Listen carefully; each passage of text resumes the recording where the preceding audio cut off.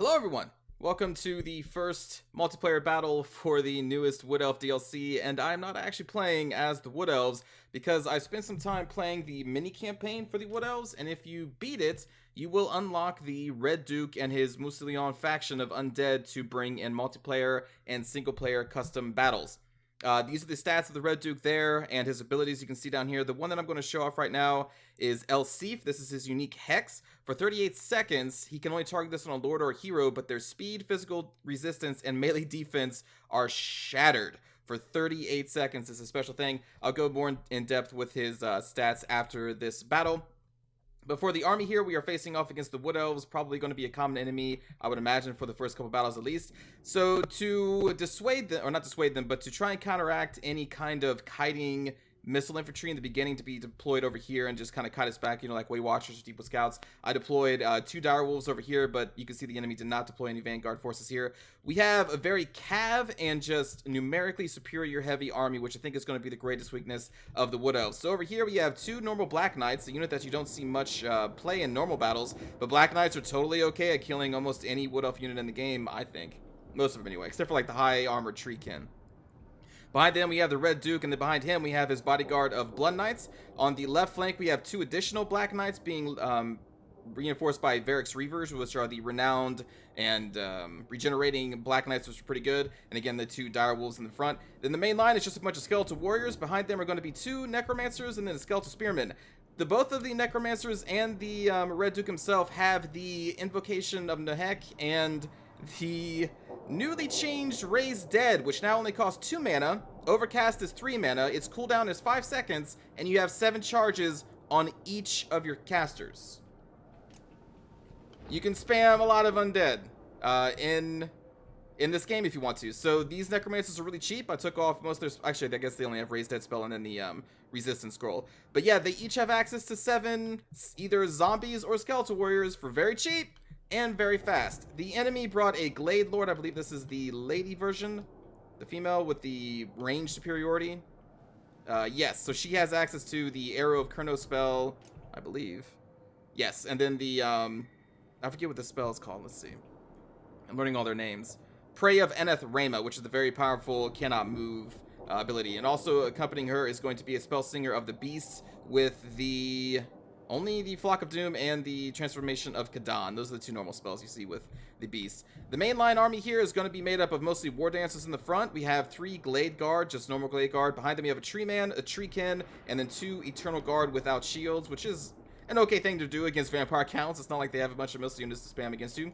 And that is the army makeup. So you can see the enemy is going to be taking up a very defensive position up here on the high ground, limiting our ways to get in with all of our cav that we have here. So we're going to whip these people around the left. We're going to whip the Red Duke and his entourage around the right. The Skeletal Warriors, the Skeletal Horde is just going to go up the middle. And then the plan is to overwhelm their innermost protected bits, because you can see they're going to be taking even more defensive positions here. Again, I can't strike from this area because it's blocked off by terrain. So very nice defensive formation for the Wood Elves here. So they're going to reinforce right there, but that's okay because my plan was to use the Necromancers and the Red Duke to just summon a bunch of skeletal minions on their archers anyway, and I can summon them behind the front lines. So I'm okay with what's going on here. So our basic, very cheap Skeletal Warriors, which we have tons of, can summon more of, are going to get hit by these Glade Guards, which I have no interest in. Like, that's totally fine with me. Meanwhile, our cav is still getting into position. I plan to try and hammer them all at the same time. I'm not really in too much of a hurry because, again, these Glade Guard are hitting my Skeletal Warriors, which are the most expendable of expendable infantry. I'm just trying to present way too many threats for my enemy to handle. Also, the Mousillon colors just look cool. This is the yellow, by the way. We'll do a cinematic view after this. And you can see I have their army surrounded as much as I can, and we are going to start going in with our very basic Black Knights. We're going to go in there and try and disrupt. We have our Warhounds in there as well disrupting. We're going to reinforce them with more Warhounds. You can see they caught one of my Black Knights in the Prey of Eneth Rama, but we have many more Knights coming, including the Red Duke himself. As our Skeletal Hordes meet the front line, and I'm going to start summoning the Skeletal Warriors behind the front line into the very squishy Glade Guard and stopping them from shooting. There goes more Skeletal Warriors. I'm going to position our Necromancers in a way so that their Master of the Dead trait is going to be hitting as many Skeletal Warriors for the passive regeneration, as our Knights just going to do cycle charges in their rear that is protected by the Tree Men. The Tree Kin are over here. You can see they're throwing their Caster down here, and then they're also their Eternal Guard over here. The Duke is going to go up here initially against this Tree Man, and then I'm going to notice that the Glade Lord has landed, so I'm going to put the Red Duke against her. Same thing with the Blood Knights. I was going to try and destroy the Tree Man, but we're going to cycle charge out and then cycle charge on the Glade Lord over here. Meanwhile, I'm going to be summoning more Skeletal Warriors. Now, they are affected by the Unbinding, and they die pretty quickly, but you can just spam so many, and you can see that I have already routed the Archers, and they are running through our skeletal lines here, which is totally okay. And now we just have to break their infantry here. I'm also going to be withdrawing some of our Black Knights to go around here and around here to kill these Archers again because they're going to come back from routing. And here comes the Red Duke, trying to kill this Glade Lord, and also his Blood Knights are going to be coming in as well. You see they are here, and they have the anti-large damage. We're going to get Flock of Doom, but that's okay because we do have Implication Neck if I really need to heal. Where's the Red Duke here? He should be in here somewhere. Oh, he's right here. He kind of blends in with his Blood Knights, so that's him right there. And you can see we are quickly going to deal with the Glade Lord. I did hit her with the LC ability, which shattered her resistances and her melee defense, so she just got massacred. And now I'm casting an Invocation of the Heck on this group of troops to try and cancel or counteract the effects of Flock of Doom. Meanwhile, over here, these Archers are coming back from routing, so again, I'm going to be assigning Varix Reavers so they can regenerate out of combat. They're going to be hitting this group, and then I think my Blood Knights, the Red Duke, and Black Knights are going to come over here and deal with these units. Meanwhile, we are still just summoning more Skeletal Warriors to try and keep these War Dancers surrounded, so that they're just being assailed by all sides. You can see that the Caster here on her mounted, what are these things called again? Can't even remember. The Flying Hawk, I guess? Again, I'm trying to remember all the names here. Going to try and get our Necromancer, so I'm going to try and threaten her with the Red Duke, trying to get him over there as quickly as I can. Meanwhile, just spamming these summons of Skeletal Warriors. They are very cheap, very crappy units when you compare them to War Dancers, but in such a high amount of them, eventually the War Dancers are going to get tired, and they are going to be withered away. Meanwhile, our Knights and just our Knights, basically, are dealing with these Treekin and the Treemen over here. I'm not concerned with them too much. Varix Reavers are going to re-shatter and route these for good. You can see that the Caster on her Hawk there is going to try and get into our Black Knights, who I'm casting Invocation of the Heck on from the Red Duke.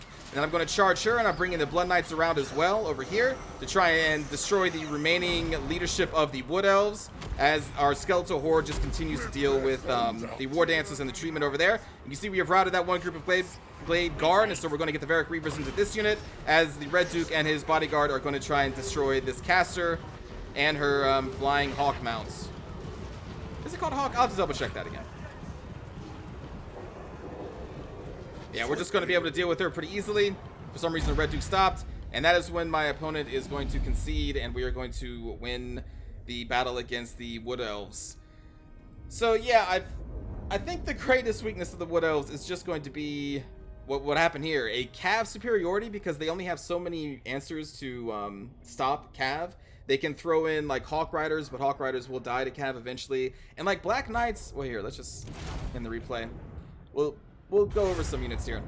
So not an impressive amount of kills in a single unit, except for our Varix Reavers over here, but we had kind of an equal amount of kills over here. And you got to remember, we summoned, God, I don't even know how many I summoned in that fight.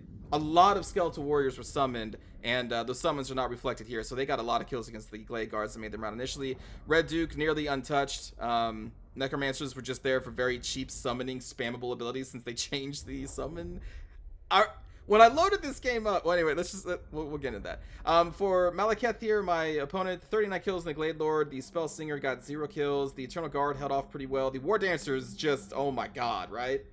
But it just wasn't enough. We had so many Skeletal Warriors. They killed a lot, though. The Glade Guard didn't get too many kills because we just spammed them with Skeletal Warriors that they couldn't stop. Treekin got 46 kills, and the Treeman got 42. You can see I didn't really touch them, but I didn't really need to. I just had so many units that I just had to keep them busy for a while. So again, good game to Malekith. So before we move on to the cinematic view, I just wanted to show you the Red Duke himself. Stat-wise, unmounted, he has about 1,000 less hit points than Vlad von Karstein when he is not on a mount. You can put him on a Barded Nightmare, you can put him on a Hellsteed or the Zombie Dragon, as most of the other Vampire Lords have access to as well. And his stats do change accordingly, as you can see right there. So on the zombie dragon, he has about as many hit points as Vlad von Karstein. For his abilities, we have a lot. You have the Curse of the Undeath, which is if you are casting a spell, map wide, everything is hit with Invocation of Nehek for 10 seconds? I think, when you cast a spell? I think it's 10 seconds.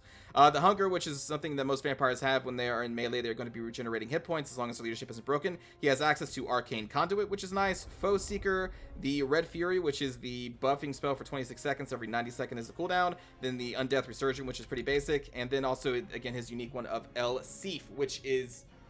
whoo, like, you thought Vlad von Karstein's ability is good. And it is. Like, Beguilement is really good. Minus 46 melee attack is great. But...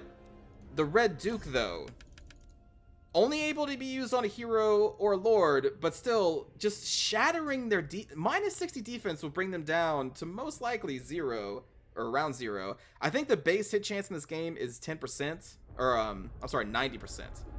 I think is the highest you can get. Correct me if I'm wrong. If you can actually get 100% attack success chance, but I think the highest you can get is 90.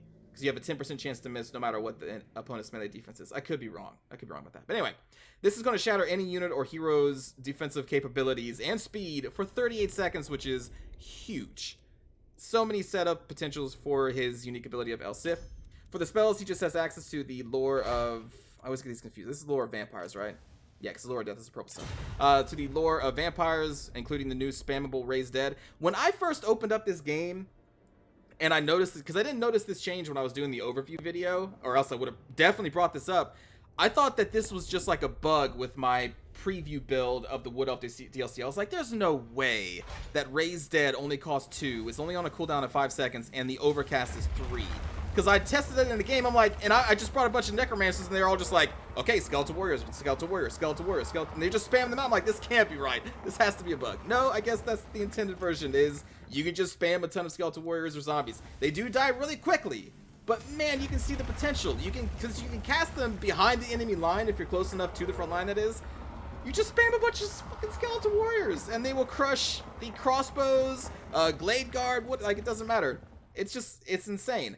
Also, on top of that, it is, I should bring up that Helman Gorst, this ability now has 2 charges for the Awaken of the Grave. It's going to cost 12 no matter what. So you can either summon a White King or you can summon a Grave Guard, both for 12 mana now. And you can do it 2 times on a 63-second cooldown. And then for the Strigoi Ghoul King, it's basically the same thing. You can either do Crit Ghouls or Crit Horrors. You can do it twice.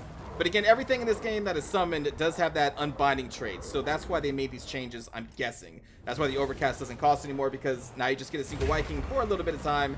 So I just wanted to bring that up as well. So yeah, the Red Duke seems pretty cool. And since you can mount him on various mounts here, there are many things he could do. Like, for that one, I just had him mount on a Bard of Nightmare, but throw him on a Zombie Dragon. Then you can just hit an enemy Lord with El Sif. And this ability right here is going to make their air game a lot stronger. Because usually, like, the air game was dominated by the Empire and Bretonnia, until, I guess, to a lesser extent, the Chaos. But now, since you can wreck an enemy hero or lord's defensive capabilities, then you can just charge him with the Red Duke, and then you can opt in to get a Terrorgeist, or you can try the, you know, any of these other flying creatures. I haven't actually done this as a test. This is me just theory crafting here. But the El Sif abilities should give them a much stronger air game if that is what you want to do. Because you should be able to just destroy an enemy hero really quickly. And the nerf to the potions, well, I guess affects them too, because you can bring vampires. Oh wait, no, vampires only have scrolls. Right, they don't have a flying lord that has access to potions, or flying hero. Yeah, so the nerf to the potion toughness also kind of boosts the air game of the vampire counts inadvertently. Kind of like what it does for the Wood Elves. Because now all these heroes can't take potions of toughness. So yeah, I think that is definitely, if you want to win the air battle, this is going to help you. Again, this is just me theory crafting right now. I haven't actually done any tests. Don't go into battle and be like, Tokshen, you were wrong. I still got my ass kicked. It's my guess. So there you go. That is the Red Duke and his Mousillon faction. There is no real difference between Mousillon and the vampire counts, other than the Lord changes. And of course, they look yellow and just cool. As far as I can tell, there's no difference. Because, like, for Middenland, which was introduced in this patch, if you beat the Beast campaign, also, you know, here, Boris Todbringer has changed just a little bit. I believe he didn't have access to the Pegasus or the Imperial Griffin in previous versions. his actual stats I don't think really changed. I don't know, because I didn't unlock him until just now. But I think he was just slightly better than a normal lord, and he only had access to a horse. So now he has more mount abilities. I think he has. And then I know this is definitely new. Crush the Weak. So constant around him, and I want to test this out. Cannot target if the leadership is higher than 50%. So if you can knock an enemy unit's leadership below that, then they are going to be affected in a 45-meter area. Constant AoE around him. Melee defense, leadership, and melee attack are all taking hits. So if they're starting to lose the combat, then they're just going to lose it that much faster, which is a really cool, unique ability for Boris, and definitely makes him viable, I think, in multiplayer. You know, he's more than just like, oh, I'm bringing Boris Harbinger, huh? I'm cool. Because now he actually has cool, unique abilities. And for his item, he has the Midland Runefang, which will give him regeneration over time, which is also pretty nice. Very nice. I haven't tested them yet, but those are his changes.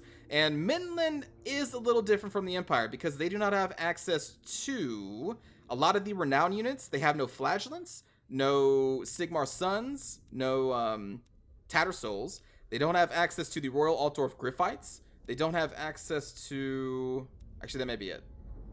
I think that may be it. So the Flagellants and some of these renowned units. Also, they don't have warrior priests, and these are their lord selections. So they are technically a weaker faction just because they have less options, but they are blue if you want to have a blue Imperial army. So there you go. There's Midland and Boris Todbringer. You can also bring Boris into the normal Empire build if you want to, so there you go.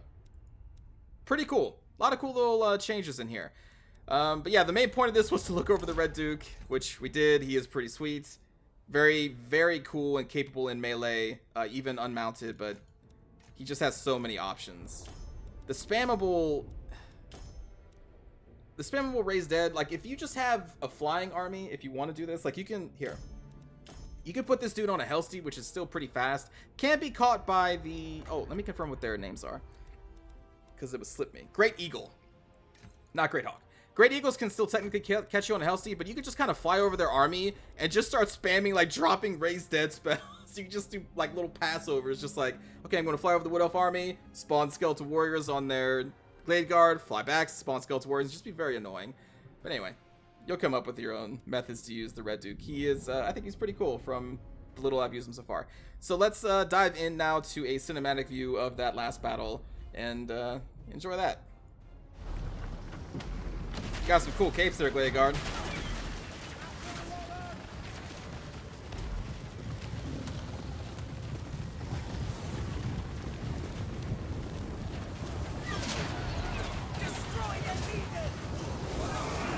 Get in there, puppies.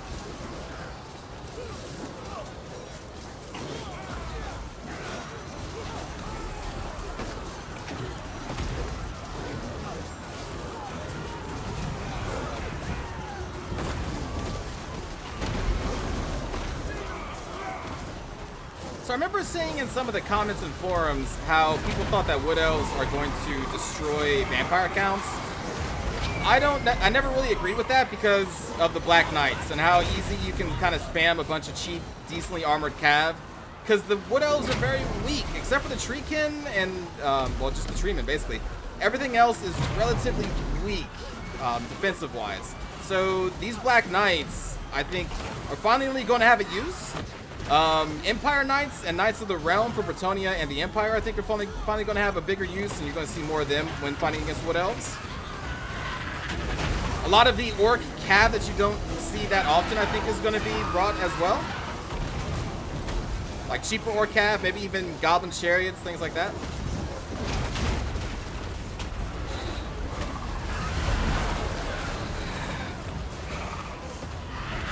Yeah, that's just, it's their weakest part. Trying to keep their archers and their backline protected from cav is going to be hard, I think, for the Wood Elves. They just don't have cheap cav that they can spam and counter other cav. Their cav is 1100, which is very expensive, and it will lose fights against most other cav in the game. Except for, like, maybe Centaurs. Get her, Red Duke! Get her! Destroy that dragon!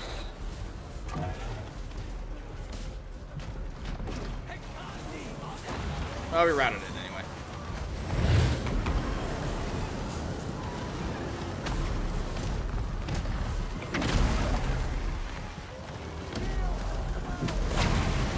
So as Wood Elf players, you're going to have to find a strategy on how to deter or try to win against a bunch of cheap, decent cav. I kind of like this Wood Elf introduction, if only because I get to use Black Knights more effectively now. I always thought Black Knights were still pretty cool. Not always viable in many matchups just because they're not good enough. But against Wood Elves, I think they're more than capable. Melee cav. Because you can just get so many of them. They're cheaper than a War Dancer unit. At least the basic War Dancer unit. And no, actually both units, yeah. But still, these War Dancers, man, did they murder so many of my Skeletal Warriors. Where's the Duke? There we go, and I think I'm casting Elsif on their leader. Mortals quail. Give them death. Maybe not. Thought I did.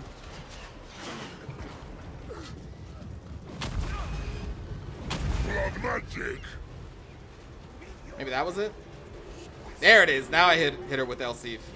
Shattering her resistances, giving time for my Blood Knights to get over here. You are not going anywhere with the minus 48% speed and no defense to speak of. Shouldn't have much of a chance after that one. And that's going to be it. So even on this very defensively focused terrain where I didn't have too many avenues to come in, we still managed to overwhelm them with just a bunch of numbers from our Necromancers. On a more open field where they don't have the advantage of like this cliff right here, it's going to be even harder because you have more angles of attack for a lot of cav to come in and just massacre them. It's too early to say one way or the other, like Wood Elf weaknesses, but I'm like 90% sure this is going to be one that they're going to have a hard time fighting against. I don't know. We'll see. Multiplayer just kind of started for this new patch, so we'll see what kind of builds players come up with for the Wood Elves to try and not have to worry about enemy cav. And I don't know. I'm curious to see what the future holds for the Wood Elves in this, and like how they're going to change the meta basically for the multiplayer game. Anyway, I'm just kind of rambling on at this point. Hope you enjoyed the battle, everybody. The Red Duke is here. He's pretty cool. I'll try to do a match with Boris Toddbringer and, of course, some Wood Elves. But I really wanted to show the Red Duke because he just looks awesome. And hey, you still got to see some Wood Elf action here against my opponent. So there you go. Still got to see some Wood Elves. Take care, everybody. Have a good day.